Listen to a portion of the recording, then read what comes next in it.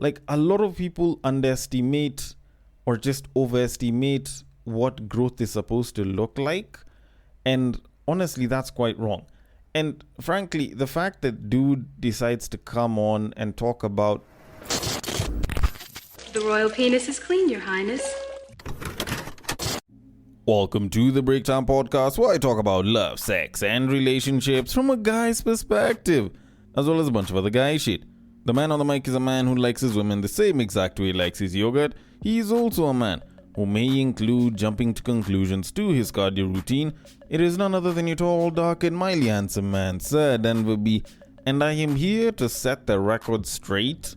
Not just in one thing, but in more than one, because it seems like some people just either have the wrong idea on some shit or think that they understand some things a little bit more than the rest of us, when in actual reality they probably don't entirely understand the full picture, or that they actually don't understand a lot.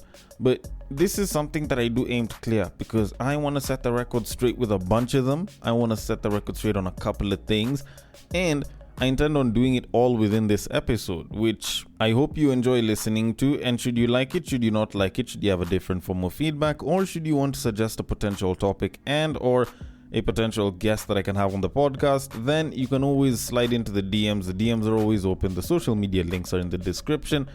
And should you feel like that might be a little bit too much work to just go and check the description, even though the links are there, then you can obviously listen all the way till the end of the episode, because I normally mention the social media at the end. And you can also follow them, because why the hell not? But all in all, thank you so much for listening, and I hope you do actually listen all the way till the end.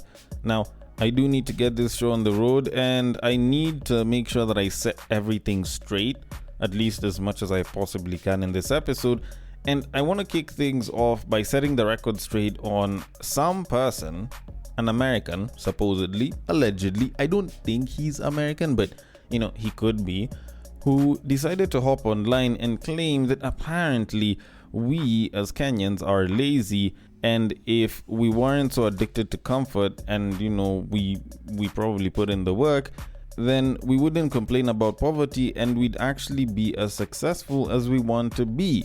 Now, I wouldn't say that this would be something that you should be saying, especially if you're in Kenya, because this man apparently is in Kenya, but he decided to hop online and say it.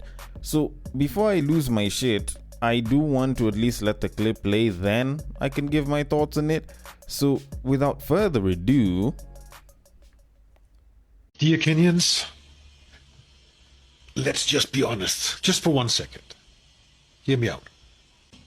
You are addicted to comfort.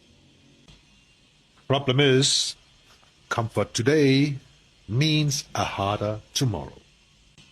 Growth always comes along with uncomfortableness.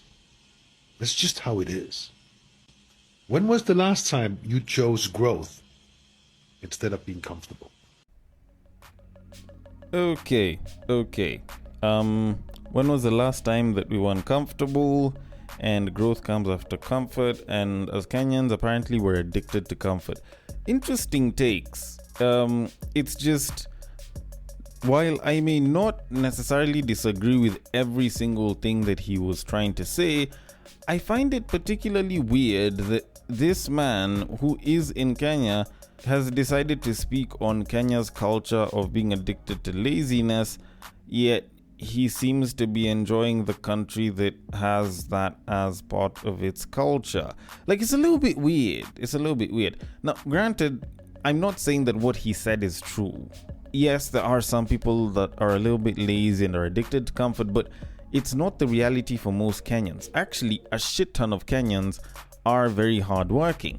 And while I can get that maybe it's a misstep, maybe he hasn't really seen the realities of shit like that, the fact that it's a white dude that's busy saying this shit makes it even worse, because he is not only out of touch with what most Kenyans are going through as far as struggling is concerned and not being as comfortable as they'd like, but he enjoys white privilege so much so that being in Kenya is such a lovely experience for him. Like, what the fuck are you saying? Like, this is one of those cases that's almost like the time when Kim K was like, get off your fucking ass and work. Yet her start to success started with her staying on her ass, or at least having her ass used for, particularly entertaining reasons. So it does seem very out of touch that such a person, most of a white guy, would actually decide to say such a thing. Now, the good thing is, when he was actually saying this and posting it online, it was like a little over a month after the whole Russian guy thing. So people were so against the idea of white guys, and more so the whole white savior complex and the whole white privilege and this, biased liking for white men that a lot of Kenyans have. They put this guy on blast online. Now, I didn't try to check if there was a follow-up video where the guy apologized, but honestly, by the time you're saying shit like this, I feel like you're just very, very out of touch with the experiences and the lifestyles of most Kenyans. Because, like, most Kenyans, like, I'll even just speak as a guy that's lived in Nairobi all his life. Like, most Kenyans struggle. Most Kenyans are putting in serious work. Most Nairobians that I know are out here just doing the best they can to make it, because this city is not easy to live in. Like, one of the things that you realize at some point, if you've been on multiple different sides of Nairobi, is that Nairobi is actually a great place to live in. You'll hear white guys saying this, you'll hear tons of foreigners saying that Nairobi is such an amazing place. And the truth is, it is actually an amazing place to live in. It's only that it's an amazing place to live in if you have a good chunk of change, all right? If you're making good money, it's a great place to live in. If you're not making a lot of money, then I kid you the hell not, you will hate Nairobi. Like, dealing with matatus and how ruthless and sometimes very uncouth some of the operators can be to the conductors. When it comes to dealing with traffic and more so traffic cops, when you look at owning a car and the kind of roads that you have to deal with in quite a number of places, as well as just the commute to work and the commute to the house and how hard and annoying it can be for you to just sit in traffic, to the cost of goods that you would need on an everyday basis like groceries, to how it's hard to do just about anything in Nairobi, not unless if you're forking out money. Like, it's not a cheap or an easy place to live in. But the moment you have a good chunk of change, you can get a lot of those things sorted. You don't have to go and start trying to find like the nicest vegetables from a very busy and sometimes very dirty and like not the best feeling market.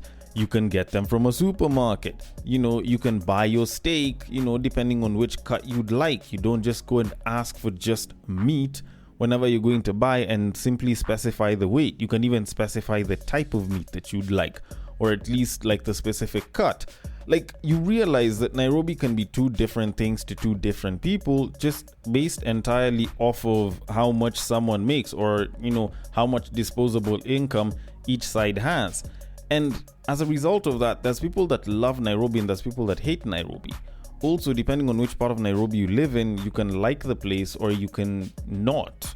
Like, people sometimes think that the Nairobi that they experience in Kilimani or Gigiri is the same as the Nairobi that they'll experience in Eastleigh, Githurai, and Kibera. Like, that's probably some of the most misguided shit that I see white people busy talking about, especially when they come and they say that, oh, you people are lazy and you don't do shit.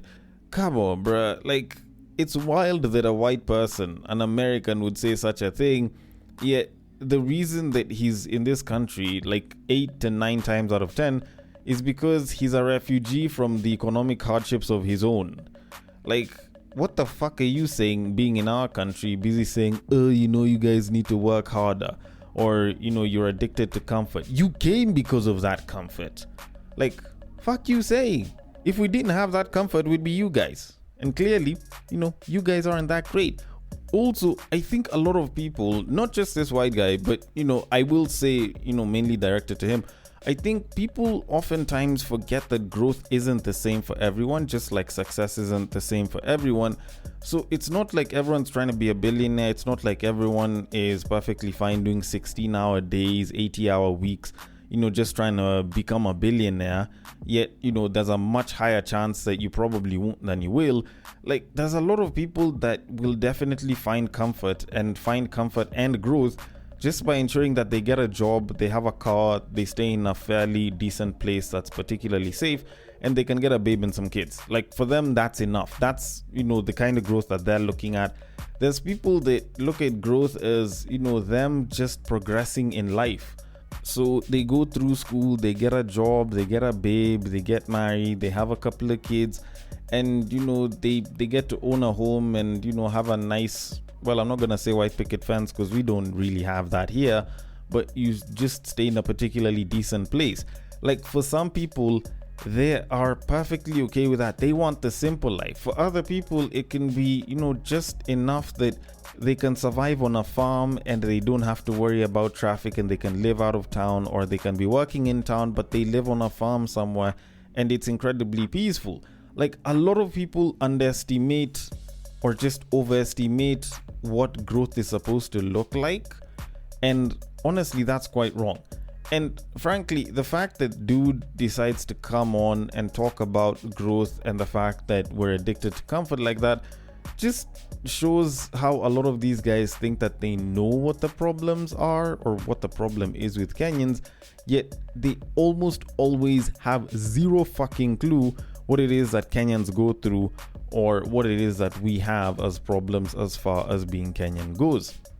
So with that said, I'm going to stop discussing this glorified refugee anymore and move on to our main topic of this episode, whereby some guy decided to hop onto Reddit and he was asking why it is that rich men struggle to have only one woman. Now, granted, he wasn't saying that in finality, in that, rich men always have more than one woman, but it was more of a question of if all rich men actually struggle to just have one woman. Now, I do want to get into this because I do think that this is something that definitely needs to be discussed, because I think over the past couple of years, with a lot of red pill people busy talking about it, and also the fact that we've been seeing more and more stories of men who have a lot of money, feeling like they should be entitled to access multiple women or should be entitled to have more than one woman, that we've gotten to a point where even people that don't have money believe that you should get money because it will give you access to more women so that you don't have to be monogamous. So let me just read this particular article or question or post, which says, and I quote, "I heard someone say that expecting a man who just got rich to only have one woman, yet all his life he has been ignored and dismissed by women up to this point in his life when his hard work has paid off, is delusion. Apparently, these men having a lot of women who want them, yet they used to get blue-ticked in the past, makes it unfair to expect him to only have one woman after all his work paid off and the women started coming. This seems to be the case with most rich men, except the ones who are grounded by religion or have very strong principles or grew up wealthy or have been having access to many women already. But most men who suddenly got access to women would go the path of multiple women via having a main girl and having side chicks." End quote. Okay. Do all rich men struggle to have only one woman? The easiest way that I can answer this, and I know I'm probably spoiling the ending, but the easiest answer is no. Not all rich men struggle to have only one woman. And yes, I know I could complicate this and make it philosophical and ask, okay, but what do you mean by rich? At what point are you considered rich enough that, you can say that you're rich, so you should have more than one woman? But I'm not really gonna go into that. Instead, I am going to get into the comments, because the comments I managed to actually flag were particularly many, but oddly enough, most of them were just leaning towards one or another angle. And I will kind of get to that in a bit. So let me get into the first one that I saw, which said, and I quote, "Even poor/broke men will cheat and or have multiple women. It's not a matter of being rich, it's based on one's character. A hoe is a hoe regardless." End quote. And truth of it is, this is actually true. Like, there's a lot of guys that have this idea that, if I want to bag multiple babes, I need to go and make a massive stack of dough, so I'm going to put in the work. And don't get me wrong, it is actually good motivation for quite a number of y'all. But the truth of it is, there's broke niggas that are pulling babes left and right. Like, there's guys that are mjengo guys, there's guys that are doing very menial jobs, make little to no money, but they sleep with multiple women. And it's not like these guys are on any special sites or anything. It's just that wherever it is that they are, they know that they can still pull a babe because they've been confident enough and they've been throwing around game and they've managed to bag a couple of babes here and there. So they know they don't really need the money to actually pull women or to actually sleep with multiple women. So to be quite honest, like, yeah, you don't need money to actually bag yourself a couple of babes. So that one does make a ton of sense. And yes, you could argue that a hoe is a hoe regardless, but I do think that there's more to this that kind of refutes the whole a hoe is a hoe regardless thing, and I will get to that in a bit. But for now, let me just move on to the next comment, which says, and I quote, "That's why the saying goes, most men look for money so that they can have many women, while women look for money so that they don't need a man. Most men have a long way to go. We dedicate our whole lives working so hard for us to enjoy it with some random females who have no idea of the sacrifice. If you as a man want to become wealthy so as to pull many women, you've got a lot to learn.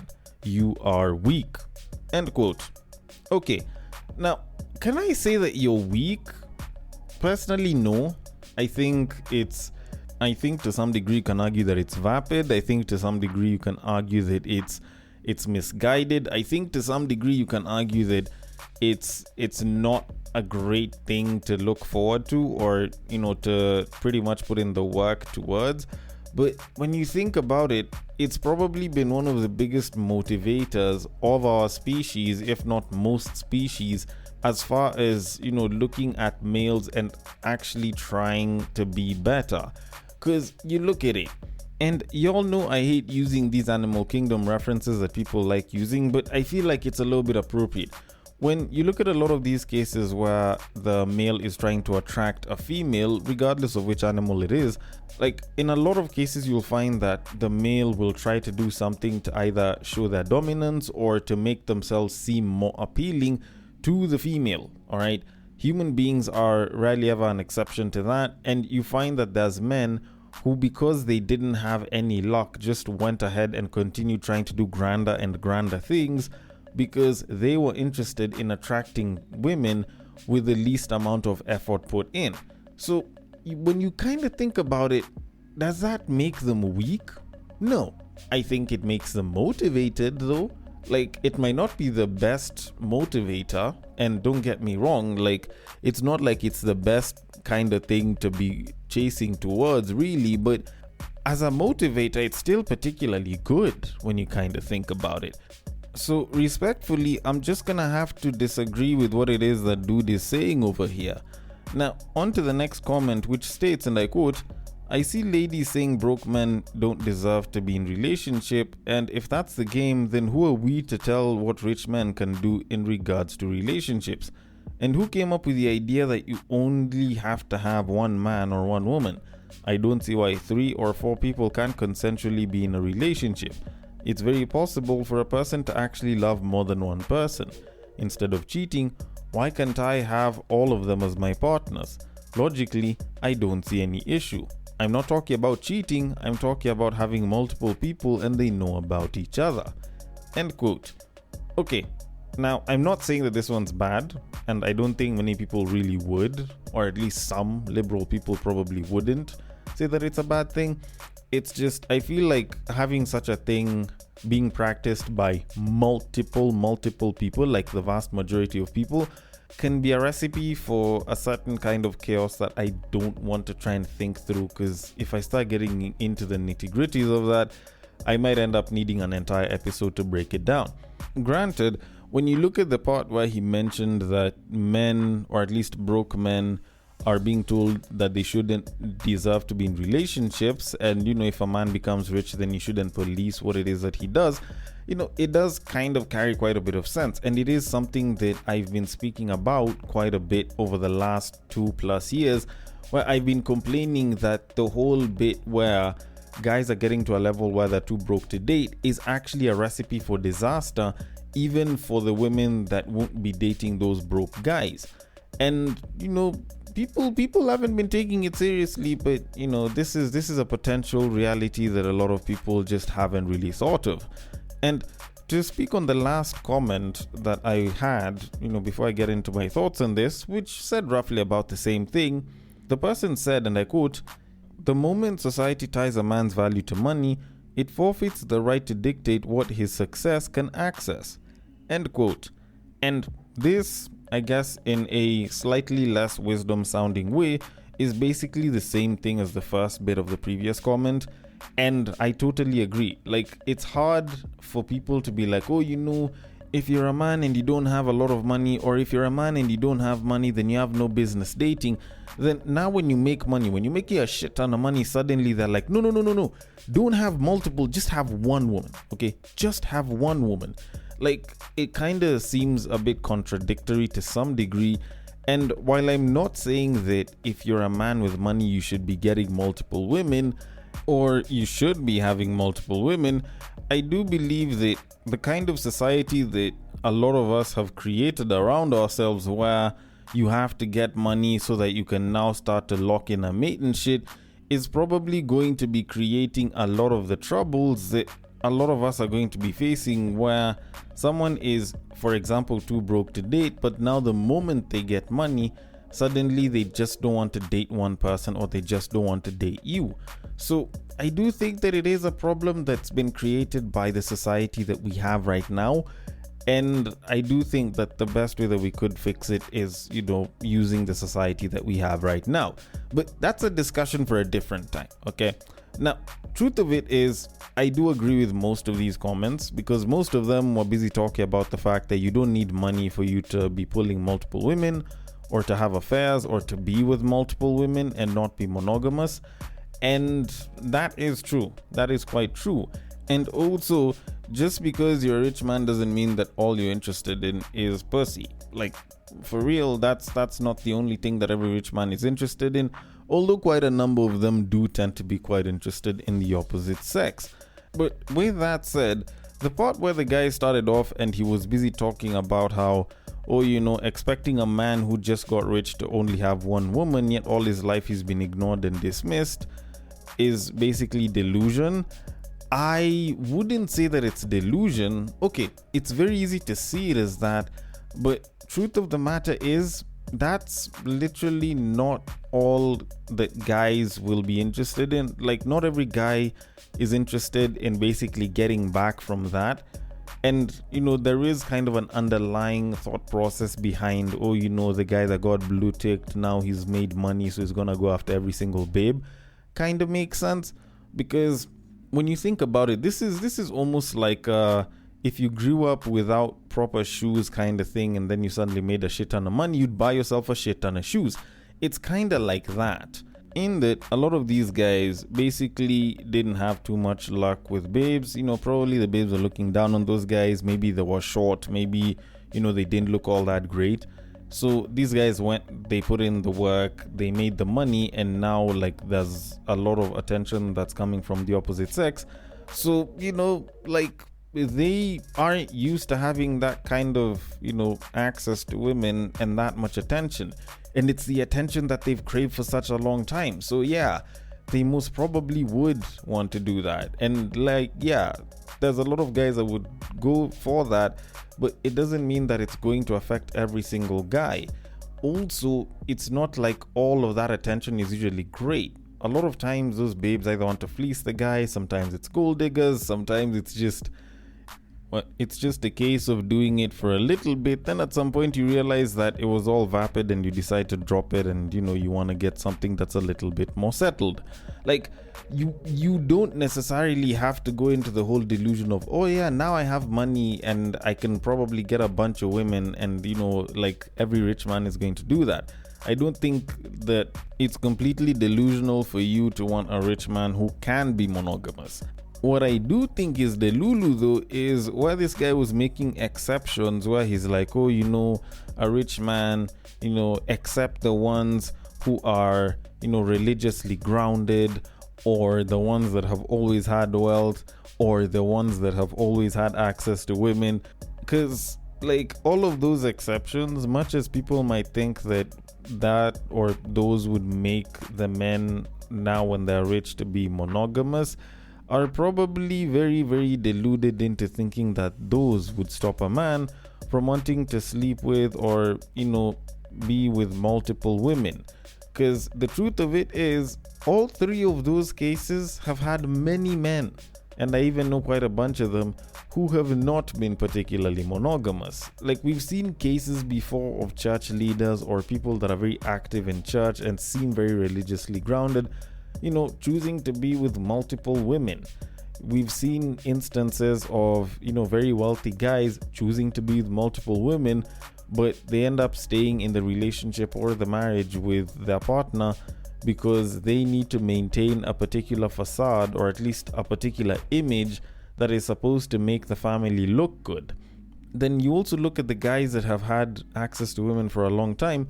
Like, if that was the case and those guys weren't approaching or weren't trying to be with other women, we'd have a singles market, or at least we'd have a dating market full of single people that wouldn't be competing with married men. Like, what the fuck? It's not like all of these married men weren't attractive or weren't wanted by multiple women even before they were married. So to think that, I think, is a little bit deluded. The one that I would say is probably the truth is men with strong principles aren't very likely to cheat even though they become rich.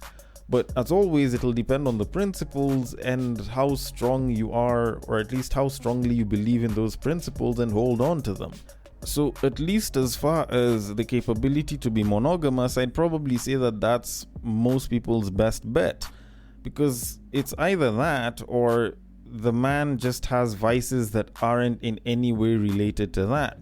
So like there's rich men that love their booze so much. For example, for them it's not even about sleeping with multiple women. They just want to just go to different places and try out booze. There's guys that are into traveling, there's guys that are into cars, there's guys that are into art and watches and shit like that. So provided whatever vice it is that they have has absolutely nothing to do with the opposite sex, a good number of them could absolutely care less whether they are attractive to 50 women, 500 women, or just, 0.5 of a woman that is their partner. For them, they get what they need from their partner, and the rest of the time they're just interested in some other thing that could become a vice, but they're just really, really enjoying it to some degree as a hobby. So, to be quite honest, like, minus principles and having a completely different set of vices, I find it hard. And don't get me wrong, I'm not saying impossible, but I find it hard for a lot of rich men to be monogamous, but it doesn't mean that just because it's hard for some to do, that none of the men will actually be monogamous. So with that in mind, I can even just conclude by saying that there's nothing deluded in thinking that a rich man can be monogamous. There's nothing wrong if a rich man is monogamous. It probably just means that they're interested in something else besides pussy. And you know what? That's okay too.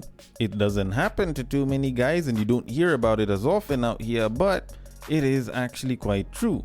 So principles and different interests are probably your best bet. Or, maybe the guy isn't interested in pussy, or maybe he's just having trouble attracting pussy because, even with money he's still having trouble. Or maybe I'm wrong. Maybe my entire thought process is misguided. Either way, I want your thoughts on it. The DMs are open on IG. It is at the Breaktime_podcast. On Facebook, it is at the Breaktime Podcast. On X, it is at Bagaka the D. And on Bluesky, it is at the breaktimepod.bsky.social. Thank you so much for listening all the way till the end, and I will catch you guys on the next break. But what I believe is that if you put a pastor and a prostitute in one room, one is likely to convert the other.